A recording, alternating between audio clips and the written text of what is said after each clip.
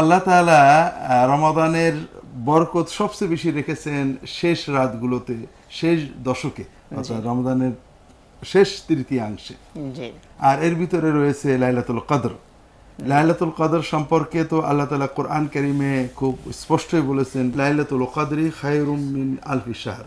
জি কদরের একটা রাত 1000 মাসের চেয়েও উত্তম, শ্রেষ্ঠ।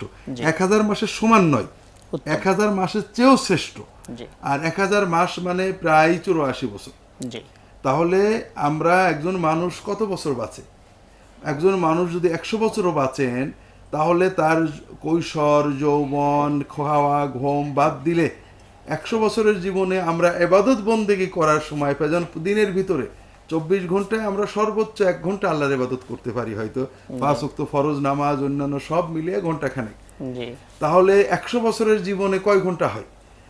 অথচ যদি লাইলাতুল কদরের সন্ধ্যা থেকে সকাল পর্যন্ত কেউ ইবাদত করতে পারেন, তাহলে পরিপূর্ণ 84, প্রায় 84 বছর ইবাদতের চেয়েও বেশি ইবাদতের সওয়াব তিনি পেয়ে যাবেন। সুবহানাল্লাহ। এই মহান রাত্রি, এটার মর্যাদা কোরআনের কারণে হয়েছে, এবং এটার মর্যাদা পেতে গেলেও কোরআনের মাধ্যমেই পাওয়ার ব্যবস্থা রাসূলুল্লাহ সাল্লাল্লাহু আলাইহি ওয়াসাল্লাম করেছেন। আর এজন্যই রমাদানের শেষ দশককে রাসূলুল্লাহ সাল্লাল্লাহু আলাইহি ওয়াসাল্লাম বাছাই করেছেন লাইলাতুল কদরের জন্য। জি